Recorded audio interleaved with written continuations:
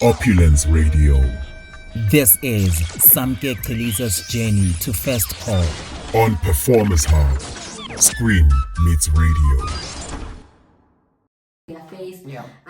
There's a whole path and there's a whole journey you need to work through to actually get to that official first call to say, oh, you saw Samke on Zanzi Magic. You know, we want to know in this segment. We want to know what happened before that time, before you shot that movie, before you got that call back. What was happening and how did you get there? So that's basically what this journey is about. Yeah. And we are starting with yours. My journey. Yeah. We're starting with your journey. And I think just the first question I would like to ask is, when did you realize that this is the career you wanted to go for? In the hot seat already. Watch, I love it. Love it for me. I think from a very, very young age, I could remember as far back as 7 years old, because I think back then I was already standing in front of the congregation at church and singing during offering time, because then I went to a church where my parents held quite a high position in PK. church. I wouldn't say PK, but my dad was, sort of like an evangelist. Okay. Yeah. So and it was also a choir leader, choir master. So yeah, I guess it was also expected of me to, What kind of choice? You didn't have a choice. choir master, you know. So every time when it was time for the youth to offer, they'd ask one of the kids to come up front and sing, and then it was obvious. Now I could get up and then go sing. So it started from there, and I guess I got used to entertaining. Or being in front of an audience, and I loved it. And it went as far as even at home, my sister and I, Zipo, we would do skits and then together with my brother, Unkulu, and then we'd go and present it to our parents, in front of our parents. So, Babe has, when there's guests, what's happening? So you are not like the rest of us. Stop playing. Come and sit down, Casey. Come. And now you be ready. Of course. Sometimes you even have like this step, to go with it, Introduction. Man. So by then I knew that I loved entertaining or performing in front of people. So even I even in school, I then started studying towards it as early as high school, because I took dramatic arts. I did subjects that are gonna lead me into that direction. So yeah, when I finished matric, like, Ma, I want to do acting. I want to go into this industry. And my mom was like, my love, not my child, not with these results. No. Try again. Try something, please. Yes. Give me something else, something to work with, And Mom, I'm passionate about this. And just like, then with the industry you want to go into, you need to have something to fall back on. Yeah. And hey, now I know exactly What she means, meant, because I can feel it now. And I'm also thinking, I would have expected the opposite, because I was literally anticipating this reply, but okay, now the results are here. What does the parents say? I'm just like, you guys were grooming us to be dancing and singing. Imagine you're shocked when I want to go do that for a living. Oh, you understand? What do you mean? It's like, hi, bo. And then plot twist. I thought you agreed. I thought this is what this was. Little did I know. No, for them it was purely entertainment. Yeah. And then beyond that, please, let's take ourselves seriously. Come on. And yeah, it was a thing of, okay, at least something, your marks are good, do law, And I went and I studied law. First year, I started with BA first year and then moved into law because of the university that I went to. Which university were you? University of the Western Cape. Yeah. You went to UWs? UWs, okay. You know UWs? I do. I was in Cape Town. I started in Cape Town. We met in Cape Town. Yes, I know we met in Cape Town, but I just didn't think you would know like that. But yeah, I'm a UWs baby. Gang. And yeah, one of the reasons why I actually went to UWs, because at the time it was one of the best, it was the leading universities in law, in that faculty. So yeah, I went to UWC first year, second year, third year, but there was this fire that was constantly burning inside of me that I just didn't know how to extinguish, And it came to a time where I was like, okay, Shap, So in between, I would do, law, and then after hours or on my off side days. hustle. Yeah, I'd be an extra. I'd be a background. Just cross-frame. Yes. Like, passively.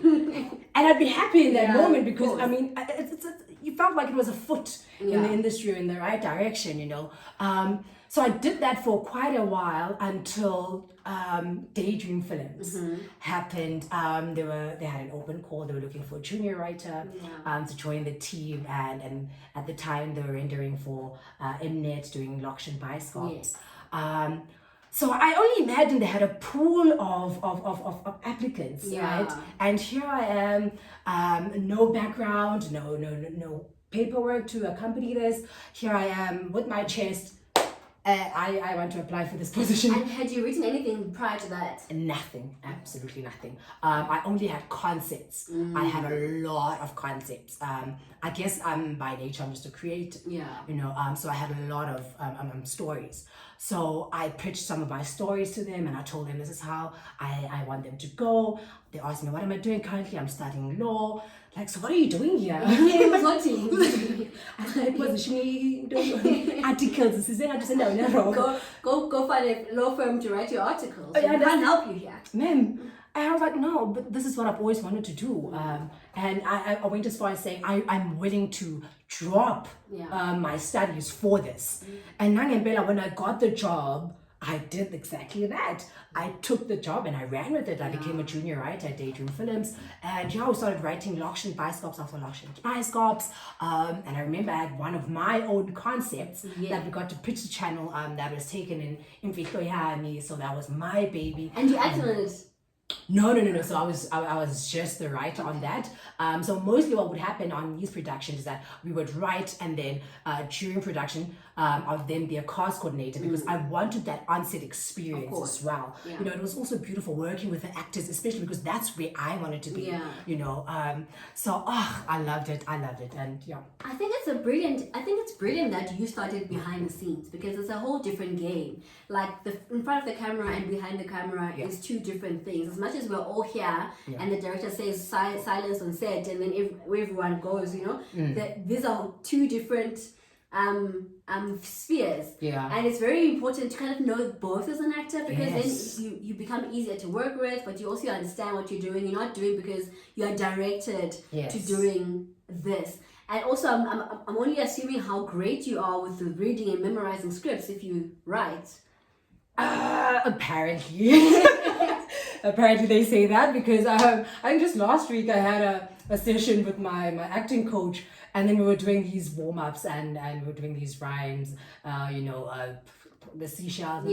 So she had this one long one, and I had to keep repeating it to her.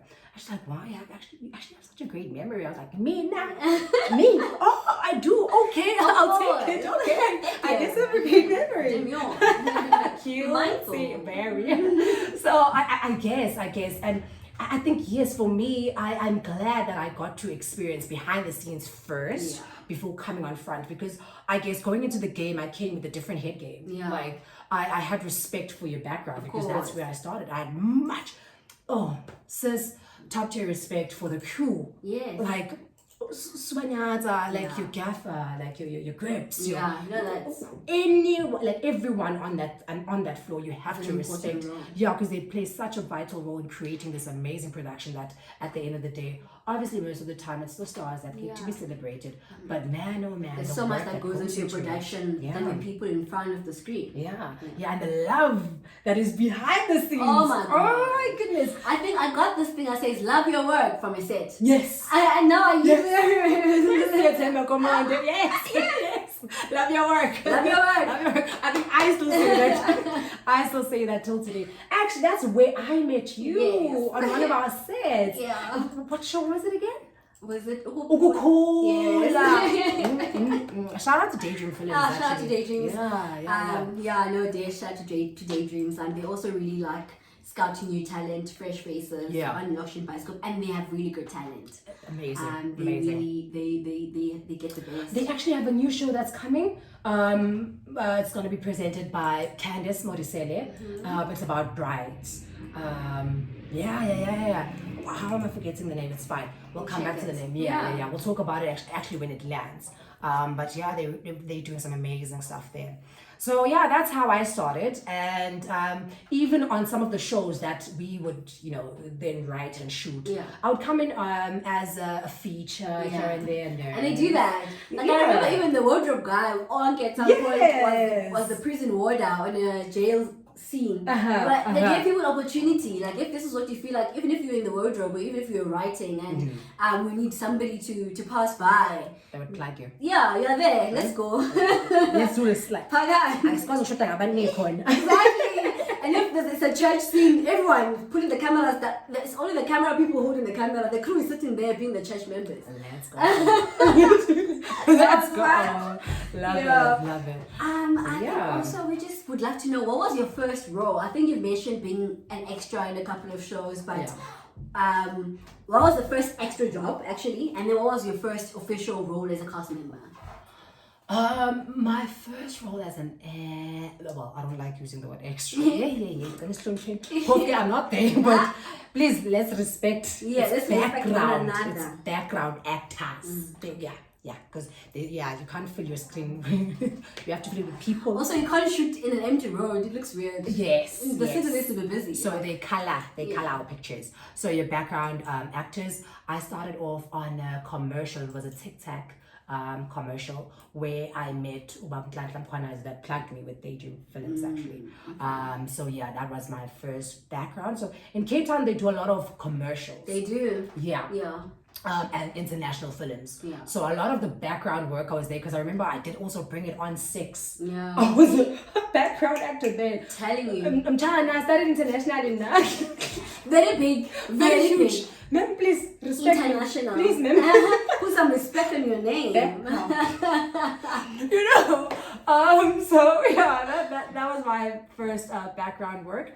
But my first leading role, very, very first, was actually just when COVID had started subsiding. Because it was at the end of 2020. Still fresh, right there with the masks. Still. 2020. I remember in the midst of lockdown, being China still, because I knew there was some productions that were shooting, like it or not, because we were still watching some stuff. We were still watching new stuff. Yeah, they were coming out, and I remember at that moment they were still shooting Blood Songs. So that's when I knew about. And remember, I hadn't had any role, like any major role, so I was still looking for work. So imagine if I was and lockdown just hit you financially as well. That you want to be looking for jobs as soon as possible. So I did that, and I came across a director, Norbert Calvin, on Instagram. Social media, guys. Social media is another powerful. It's a powerful tool where a lot happens. You can get hired and fired there. Actually, that's 100. One thing I learned. You can easily get hired 100. And fired. They were looking for a support actually for their new film that was gonna be shot. I applied. I sent. What's the name of the film, girl? We wanna know. I'm coming to it. Okay. I'm for it. I'm too for it. Yes. They were looking for support. And I auditioned, so I think that was the first time where self-tapes were introduced. Yes. I did my self-tape. I sent it through. The director was impressed. We did a video call, asked me to do more auditions on the video call. I did. They were happy. We were good to go. I remember I was going to play alongside, let me not mention any names because it didn't happen. It didn't? They didn't come through because they found out the leading lady tested positive for COVID-19. Oh, shucks. So that's what happened. And then next thing I'm getting a call. Hello, do you think you can play the lead? Look at God. Diana, look at God. Do you understand? And they asked, have you tested for COVID? I'm like, yes, and I'm negative. They're like, oh, okay, sharp. We're shooting. Yeah, we're shooting in China. Jessica, we're gonna. We're live, Jessica. We're live. Please. Not me having to now jump from my other lines Script to a new script. to my new script, because why now? They're calling me the day before we start shooting. No way. So you literally had to be memorizing lines and getting familiar with that role as you are shooting the production. Yeah, and I'm in Durban, flying out to Cape Town because it was being shot in Cape Town. So that flight was me. Here. I guess that's where my memory was being tested. Yeah. Got to Cape Town. It was amazing. Good Parable is the name of the movie. Finally, yes. And we got to shoot Good Parable. And I happened to be the leading lady. Yes, girl. And it was amazing. My first leading role, actually first major role, because I hadn't even played a support or whatsoever. Only to find out a few months later that the same film was going to air on Showmax. No way. Listen, what? This is good fortune right here because this was beautiful. Yeah. So my very Can I first still find the movie? No. Taken down. No, it was taken down because it was 2020. I know Showmax doesn't keep things for very long. Yeah, they always try to bring new content. So I think it was from 2021 to 2022, and then after that they took it down. But that was my journey to my very first call. I think the next question is already answered because we've just literally gone through the entire journey right now. But there was this other clip of you, I think it's from a movie, and you looked mean, like you looked really mean, you were smoking a cigarette. What was that movie? Oh, that one. No. So in the spirit of Performance Hub and creating a platform, I was creating a platform for myself. Okay. And if you go on Performance Hub, you will see it is the very, very first video I saw on the page. Yes. So it was inspired by Corey Hadrick, right? Yes, the ex-husband for for Tia, if I'm not mistaken. For Tia. So he had done a short clip together with Nicki Minaj. They shot it, posted it.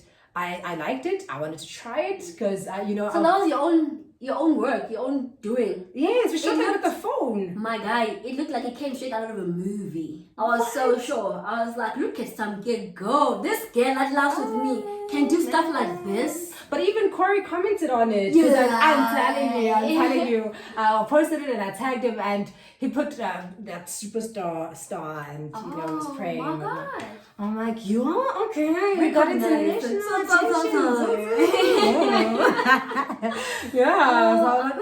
Okay. And for me, I think that's when I was like, no.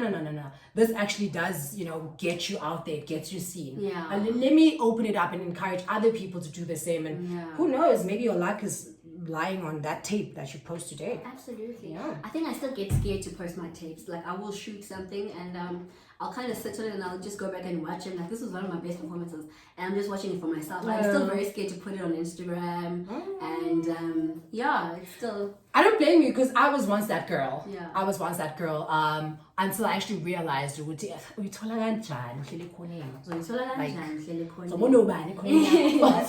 not going to go there digging for you like, some diamond. If you are a diamond, come on, shine out and let us see you. 100. Yeah. No, definitely. What a beautiful journey. I think every actor has a story. Yeah. Whenever I meet one, I'm just like, I want to know what's your story like because it's similar yet so different. Yeah. And I'm looking forward to exploring more of actor stories on this platform. Yeah. And hearing how people went into the industry. And the thing is, your story is just a testimony that says if it's yours, it's yours, and it will never miss you. Never. So many things could have gone wrong. It was in the midst of COVID. 2020 we're still very masked, probably level 3-4. Yeah.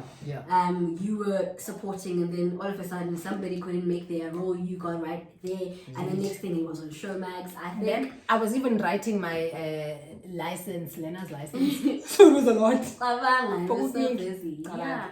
No, when it's yours, it'll never miss you. And I think part of the whole thing is that destiny is also important. The preparation as an actor is really important. However, the destiny as well. When it's meant to be, it will always be. Yeah, so that's the end of my journey to First Call. So actually, let's go to a quick music break, and then when we get back, we're going to hear all about your journey. Yes, let's go.